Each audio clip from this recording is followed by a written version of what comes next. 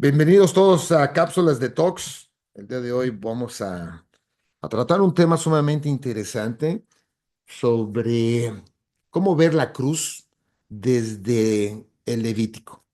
El libro de Levítico es uno de los libros que normalmente no muchos tienden a leer. Es un libro, podríamos decir, para el común aburrido.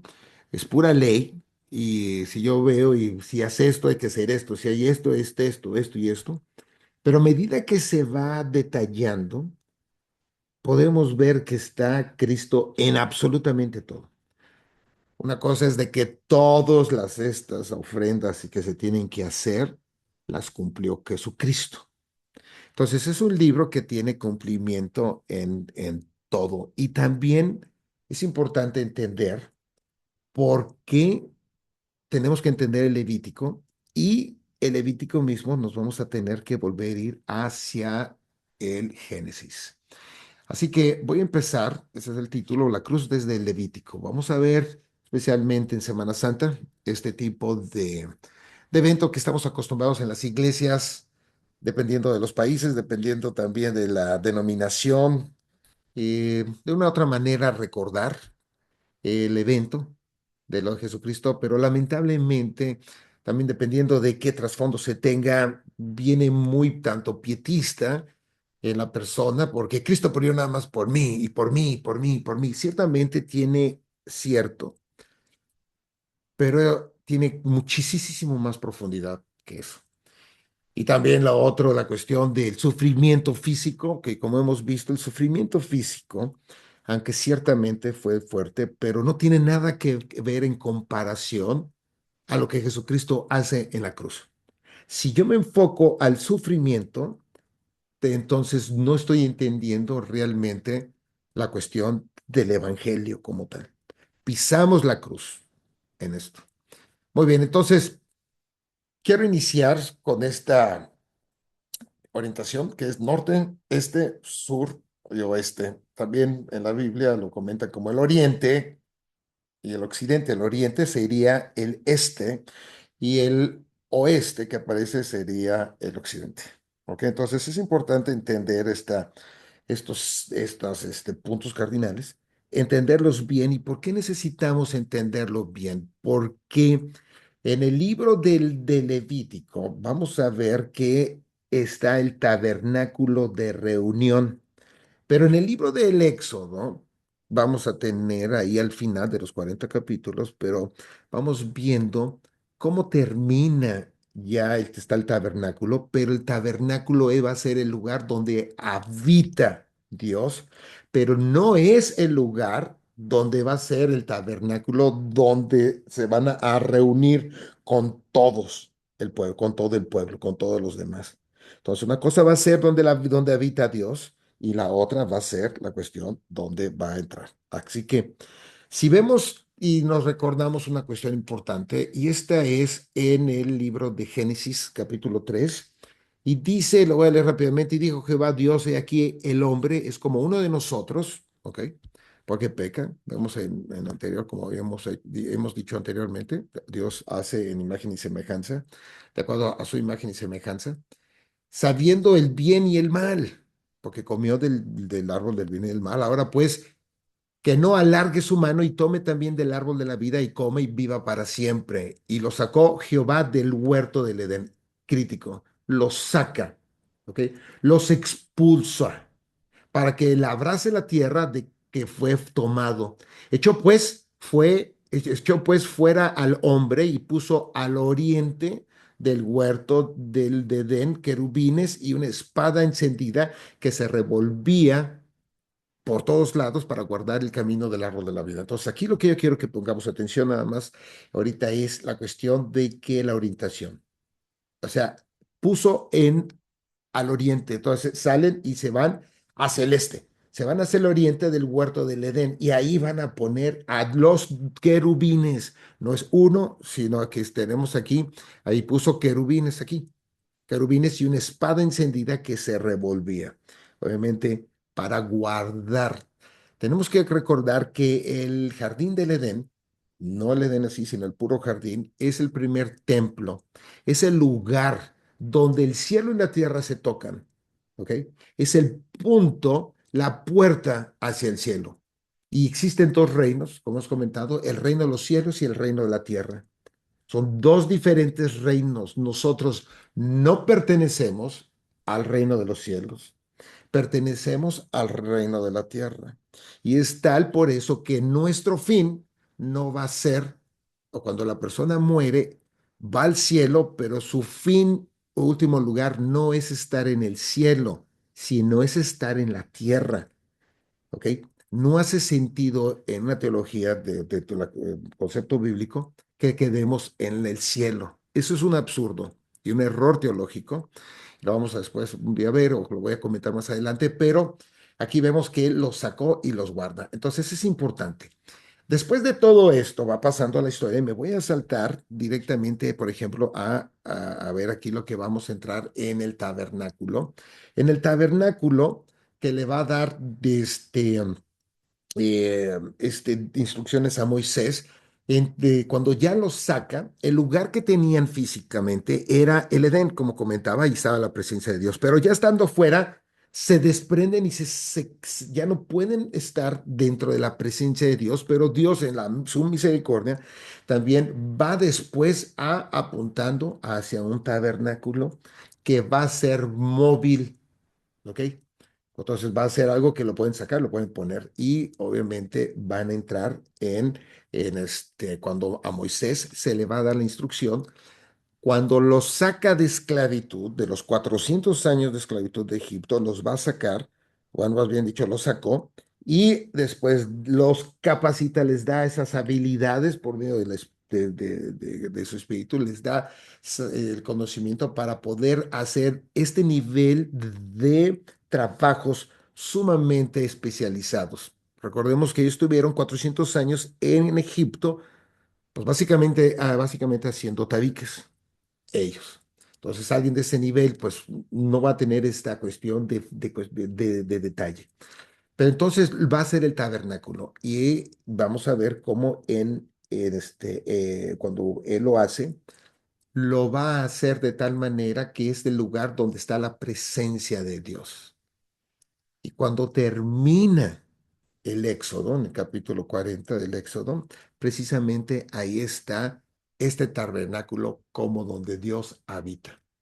Entonces, no los abandona porque va a estar habitando. Y esta parte de la habitación, si yo lo quiero más o menos adelantándome en Isaías, cuando viene Isaías va a profetizar de Jesucristo y va a decir, Emanuel, Dios entre nosotros, va a habitar entre nosotros. Y eso es lo mismo. Observen, pone después el tabernáculo, su presencia está ahí y vamos caminando a través, después viene el templo y obviamente después va a venir Jesucristo y Dios entre nosotros.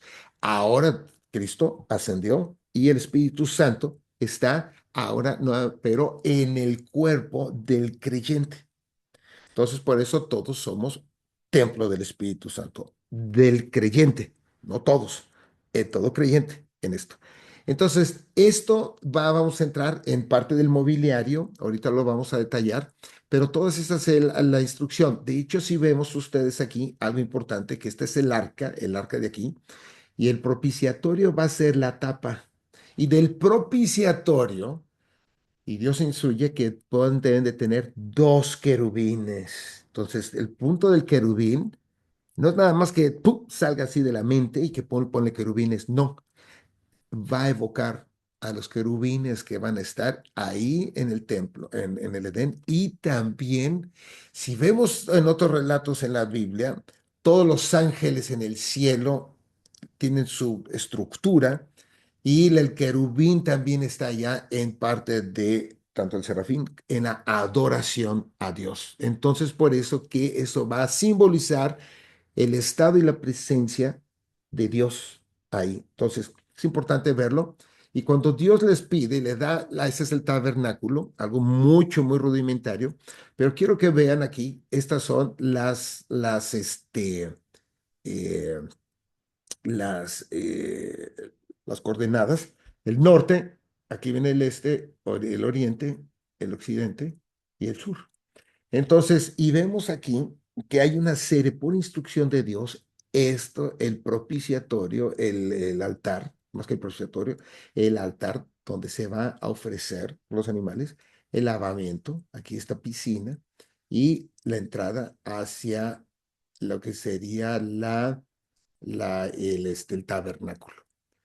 Y entonces aquí lo que vamos a estar viendo es que esto es un camino, cuando va a entrar el sacerdote, va a ser un camino como que si regresara, por eso lo importante del occidente, ¿ok? Ok, si está en el occidente, o sea, si está, vamos a suponer que el Edén está aquí, y si los expulsó, los avienta hacia el este o hacia el occidente. Y para regresar tienen que ir hacia acá. Es por eso que ellos se encuentran aquí, vamos a suponerlo. Entonces, el tabernáculo va a recordar para todos ellos en no nada más estar en la presencia de Dios, sino también regresar hacia la cuestión del Edén, nuevamente encontrarse con el Edén. Y lo vamos ahorita a ver. Entonces, esto es importante que lo veamos. Y este es un esquema ya en sí del templo como tal, como que se ve que básicamente mantienen lo mismo. Otra vez tiene que tener la orientación, es crítica. Entonces aquí vemos, este es el altar donde los sacrificios, este es el donde se van a lavar aquí.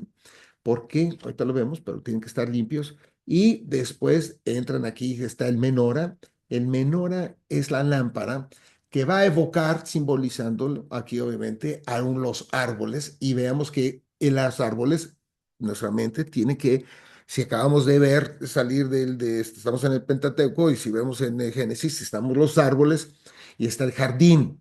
Y ya viene aquí, viene el altar de los inciensos y después aquí hay una cortina. Y esta cortina tiene por instrucción de Dios, porque así lo pone, dice tipo de colores, de material, todo lo da la instrucción ahí a Moisés y les da después la instrucción más adelante cuando están construyendo también el templo, pero tiene querubines a la entrada. Entonces, al momento de querubines va a ser entrando tanto el regreso, y hay palmas, y al regreso hacia el Edén, pero la presencia de Dios. Entonces, de aquí está viendo que vamos subiendo, entrando a un lugar cada vez más santo. Por esto es el lugar santo y el santísimo. Y el santísimo, es importante ver que aquí está el arca del pacto que Dios hace, y aquí hay pues, las cosas que sabemos que hay ahí adentro, pero está arriba el propiciatorio, que es la tapa del arca y está forrada con oro, con los dos querubines, que es ahí los que estarían, digamos, es un símbolo del cielo. De una otra manera que tanto el arca como también el templo, ese es el punto como si fuera la puerta hacia el cielo, ¿ok? La puerta hacia el cielo, el acceso hacia el cielo. Si yo conozco un poco más, digamos, digamos, de los evangelios, vamos a ver que en Juan, como hemos visto, tanto primeramente cuando Jacob, perdón, este, eh, Jacob pelea con el ángel, o sea, con Cristo realmente, porque hay una cristofanía ahí, pelea y vence, y después pone y sueña, y cae duerme y ve en el sueño una escalera en donde ve estos ángeles bajando y todo. ¿Por qué está viendo esto? Porque ese es el acceso en una manera de un sueño hacia el cielo. Cuando en Juan, está viendo a Jesucristo, dice que Él es esa escalera. Entonces, ese punto. Entonces, yo voy a empezar a relacionar a este punto, lo que está haciendo o lo que simboliza desde el lugar santísimo hacia Jesucristo. Pero también veamos otra cosa, que ahora que estamos viendo ahí este Apocalipsis, vamos viendo que esto es un cubo, totalmente un cubo. El área del lugar santísimo es un cubo y el cubo aparece obviamente después en el templo, el cubo, y si vemos en Apocalipsis, en el último capítulo, en el 20, en el 21, perdón, en el 21 cuando viene a descender la nueva Jerusalén y la describe en términos de 12 estadios, 12 por 12 por 12, entonces uno dice, pues es un cubo. Está hablando de tanto la perfección del número 12 de gobierno como también el lugar donde está la presencia de Dios, evocando precisamente nuevamente a esto que estamos viendo. Vean que desde el inicio, cómo nos vamos hasta el final. Entonces, hay una cuestión impresionante de que es coherente todo lo que está hablando la cuestión de la Biblia. Así que este es un punto. Y este sería el lugar este sería el arca, y este es el propiciatorio, en donde el sumo sacerdote, después de hacer todos los sacrificios, va con la sangre y la avienta, la salpica, no la avienta todo digamos, todo lo que sería el animal, la salpica. Y esta salpicada, obviamente, va evocando a Jesucristo. Así que vamos a entrar ahorita un par de datos aquí, damos con la intención de puros comentarios, pero aquí cómo Dios habita en el tabernáculo de reunión. Porque recordemos una cosa, como decía, que cuando a Moisés se le da la instrucción, hace el tabernáculo, pero no es un tabernáculo de reunión. Esto quiere decir que en el concepto y la intención de Dios es estar en comunicación y comunión con su creación, en este caso con los hombres. Pero Moisés, por ejemplo, todas estas leyes, Dios a ellos, entonces se los tiene que dar a los del pueblo porque es una manera como un pueblo pecador se puede acercar a un Dios santo. Y las reglas las pone y las condiciones las pone Dios. No las pone Moisés, pero ahora tiene el tabernáculo, pero aún no es un tabernáculo donde se va a poder reunirse acá.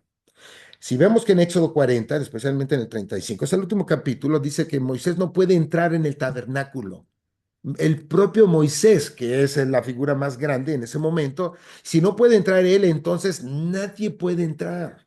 Está la presencia de Dios. No puede entrar, no porque no tenga permiso, no, sino el que entra muere. La santidad de Dios lo desintegra, lo mata. Entonces es algo importante recordar que mucha gente cree que yo voy a hablar con Dios.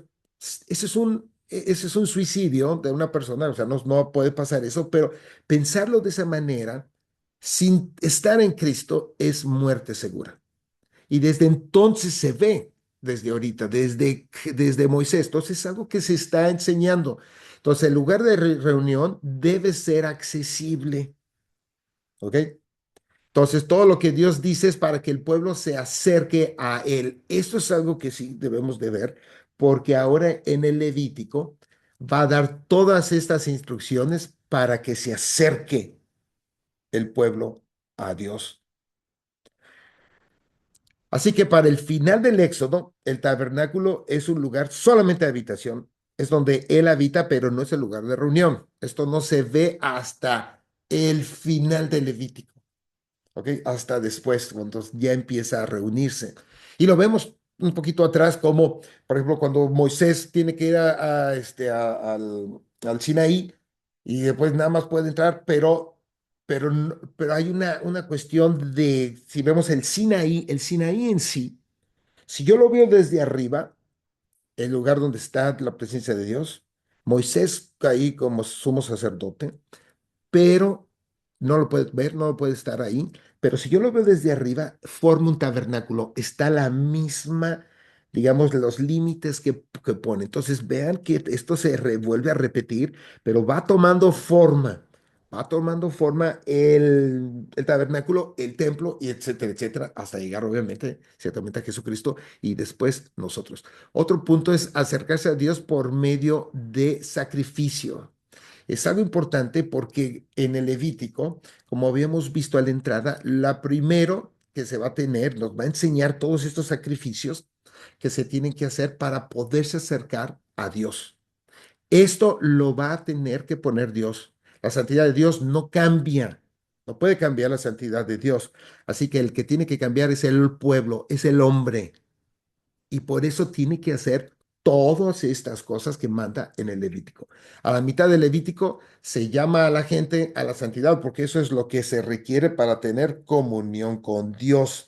Al momento de que es de comunión con Dios, ya se hace el tabernáculo de reunión, especialmente en el Levítico 9. La conexión del Levítico con Génesis, lo comentábamos también un poco ahorita a la entrada, pero es cuando Adán, lo leíamos, son expulsados del jardín y esto es importante porque el tabernáculo va a tener, como decía, la orientación y es un regreso nuevamente al Edén, ¿ok?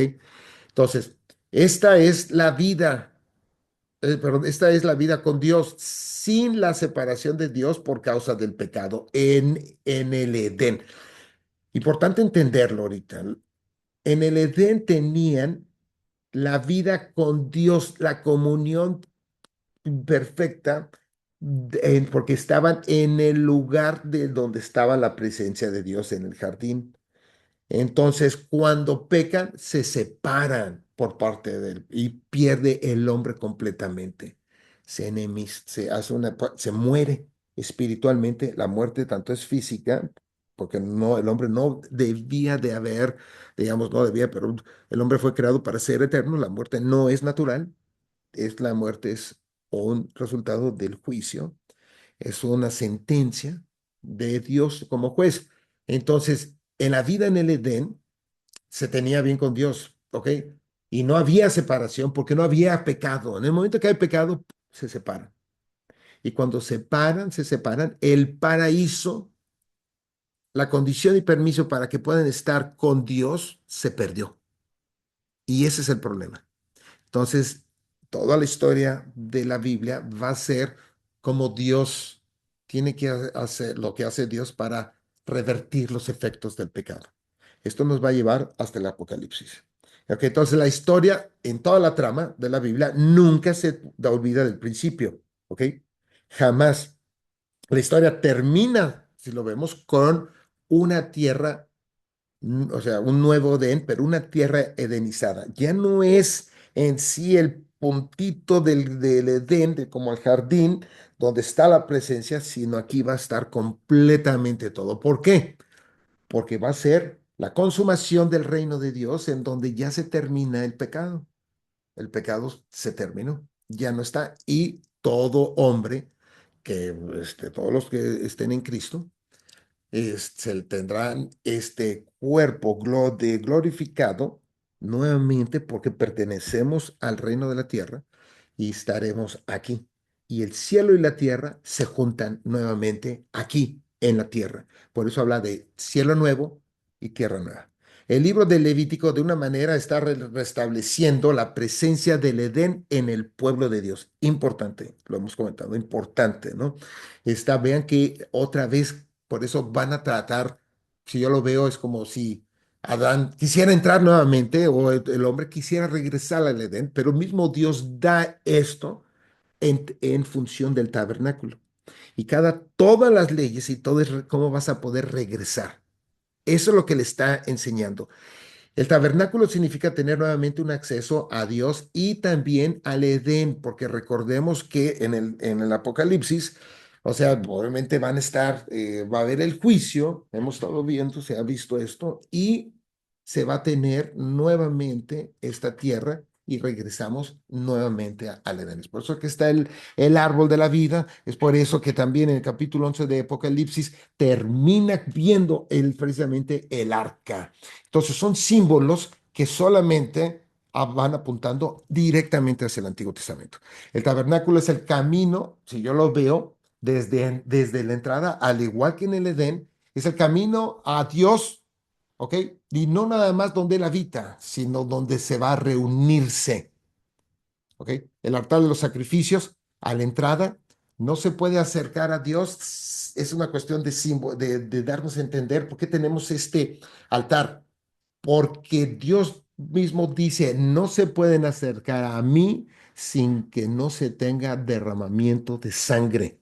Por eso debe de haber todos estos animales que él mismo pone, que ahorita vemos los que son este, inmundos y los que sí se pueden utilizar, pero es la manera en que entra. Lo primero es, para venir hacia mí, debe de haber derramamiento de sangre. Y ahí viene el concepto de los animales puros e impuros. ¿Ok? El animal puro y impuro, en términos generales, es un símbolo también de que si vemos que solamente con los puros se va a poder entrar, el impuro no se puede utilizar. El impuro en esto también va a simbolizar apuntando hacia lo que serían los del pueblo de Dios, No quiero decir de los de Israel, porque alguien podría escuchar el país como tal. No tiene nada que ver con una cuestión geopolítica. Aquí es una cuestión espiritual. El nuevo Israel es todo el creyente, pero el concepto de puros e impuros y el impuro van a ser todos los incrédulos. ¿Ok?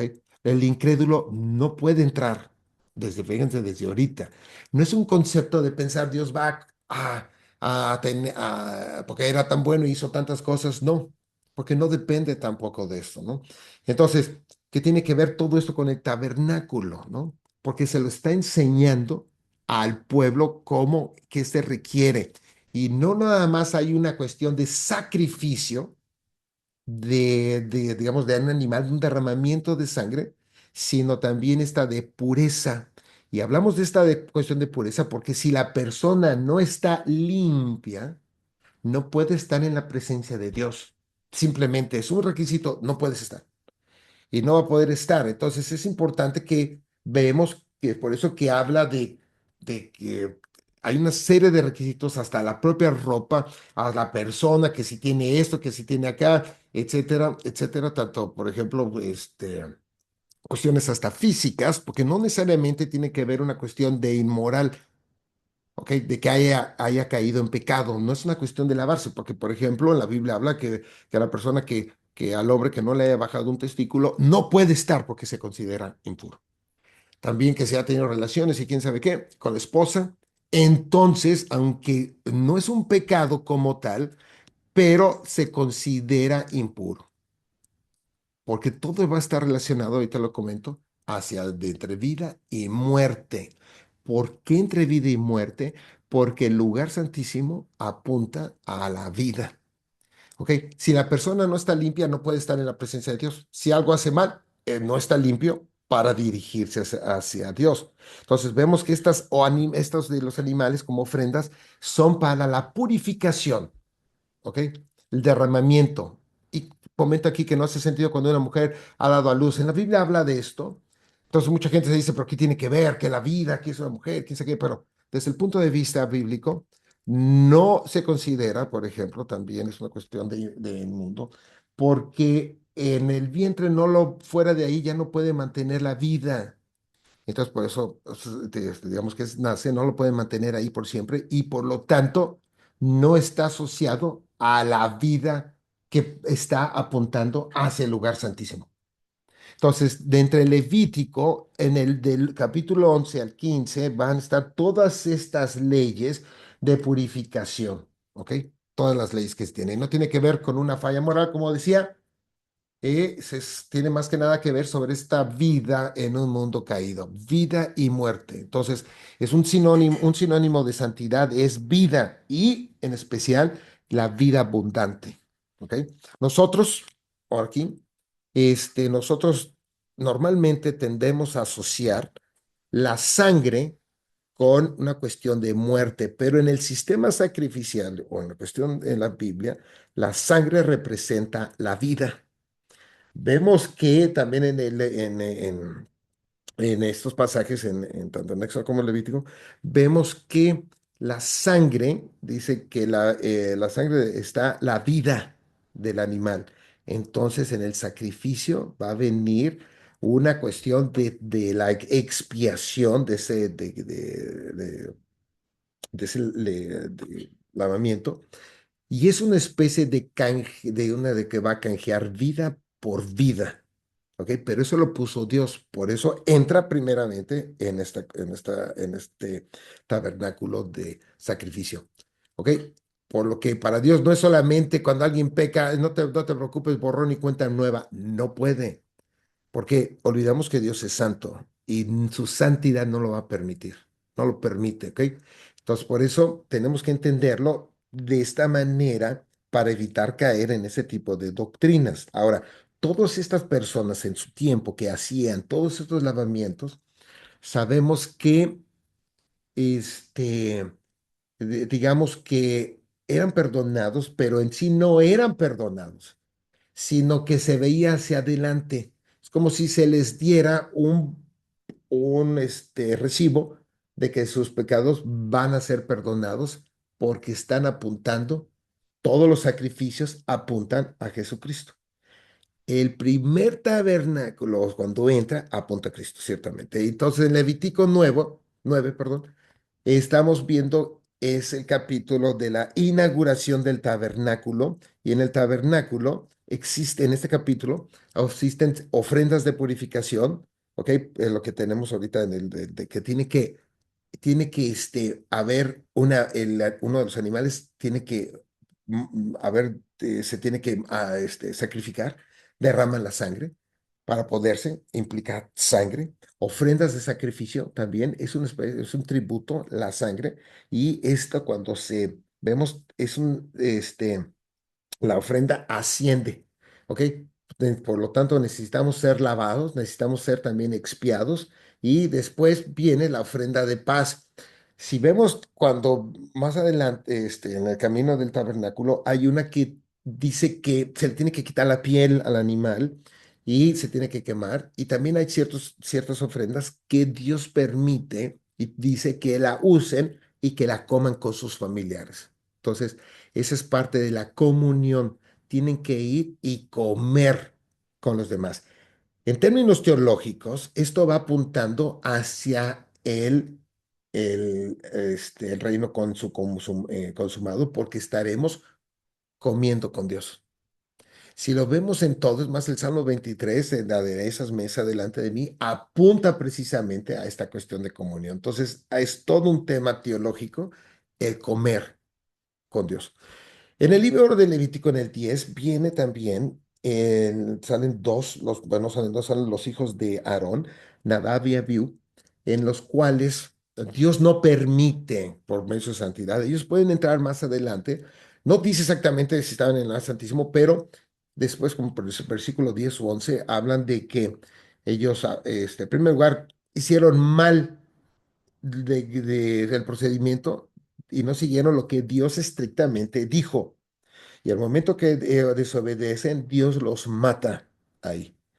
Y una de las cosas que se ven 10 es que en el 10 y en el 11 el versículo, que tomaron vino. Entonces no se puede entrar de esa manera. Debe de estar en una cuestión de purificación. No puede entrar nadie si no es así. Entonces entrar es sumamente difícil. Lo vemos bien claro en Hebreos 12, después de que habla todo del 11, de todos los hombres, de hombres de la fe. Habla también de que tenemos que tener cuidado porque Dios es un fuego consumador, evocando precisamente a lo que le pasó a los hijos de Aarón.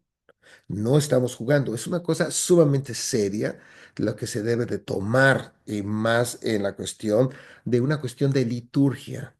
Día de expiación, ¿ok? Del capítulo 16 de Levítico, se tiene que hacer una expiación el sumo sacerdote una vez al año y tiene que hacer una limpieza. Y la limpieza que debe de hacer tanto de él primero y después por todo el pueblo para poder entrar. De tal manera que como que si existiera que el hombre pecador y al entrar y venir al lugar santo, no al Santísimo porque no pueden entrar, pero al lugar santo, la propia presencia del hombre por su pecado contamina la santidad de Dios, el lugar. Entonces, el lugar de Dios, no la santidad de Dios, contamina el lugar donde está y por eso tiene que tener esto. Y eso es una cuestión, requerimiento, porque se requiere de un día de limpieza para continuar con esta reunión con Dios. ¿Ok?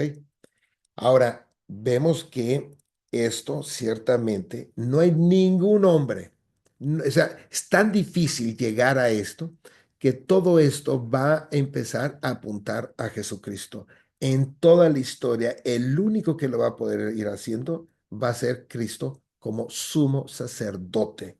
Ciertamente Jesucristo, si vemos que el sacerdote tenía que venir de la tribu de Leví, y es por eso que la Biblia habla de Melquisedec y habla de un sacerdocio mayor al arónico.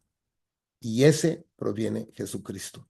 Entonces, regresando un poco aquí, cuando el sumo sacerdote entraba, va a tener ahí la cuestión de hay dos cabritos. Eso es una acción que es, que son dos, pero en sí es una misma acción. como he comentado anteriormente, es como si fuera una moneda de un lado y del otro.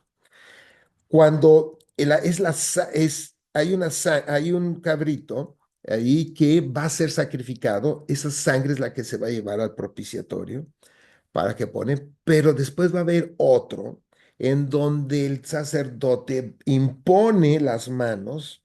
La imposición de las manos se entiende como la transferencia de lo que se está limpiando y pone en el otro cabrito todo el pecado sobre este cabrito. El cabrito este, al momento que se, digamos, entre comillas, recibe todas las cuestiones simbólicamente del pecado, no se puede utilizar para sacrificio porque es impuro, está con pecado. Por lo que entonces, y habla de que se abre y se deja ir al este, al oriente nuevamente. Y se va al oriente en donde está, dice Azazel. Azazel es el demonio en esto que está en el desierto, donde está la muerte, pero es evocando nuevamente cuando se expulsa a Aarón del jardín del Edén. Entonces,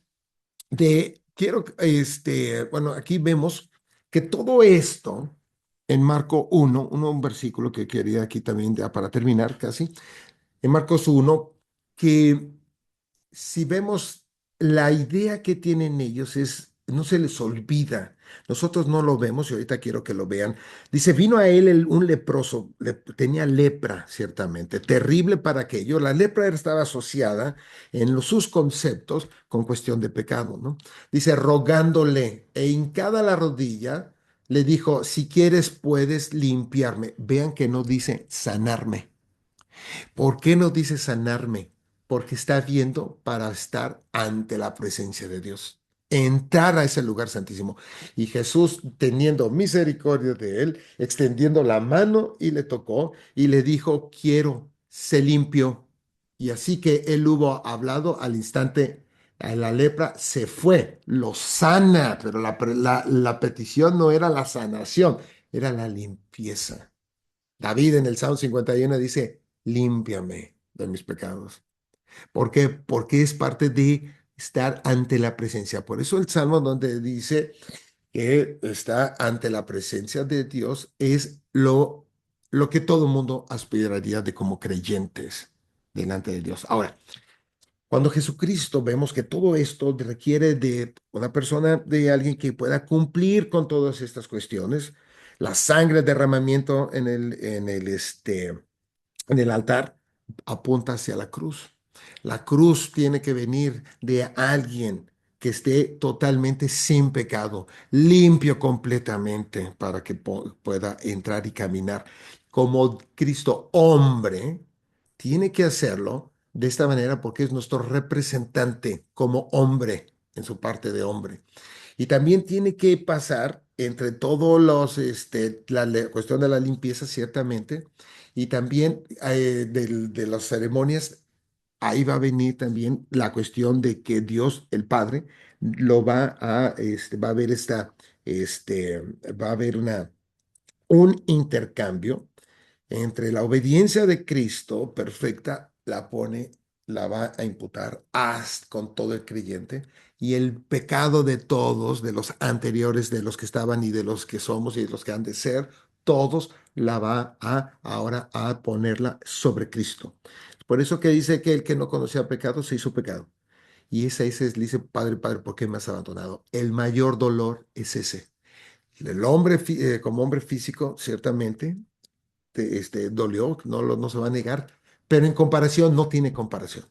¿Ok? La muerte no es lo que está, la crucifixión apunta precisamente a todo esto de símbolos que se tienen en el Antiguo Testamento y cuando Jesucristo muere, el velo del templo, del lugar santísimo, se rasga y se rasga porque queda obsoleto. Todo ese sistema sacrificial se hace obsoleto. Y ahora, anteriormente, observen, ya con esto termino, cuando el sacerdote entraba, llegaba al lugar santísimo. Con Cristo no llega al lugar santísimo porque lo hace ya obsoleto, sino que lo pone ahora, Él está en el cielo. Entonces cambia la cuestión en el cielo y es importante entender todos estos simbolismos para tener un correcto concepto. Les invito a que lo vuelvan a leer y que lo compartan.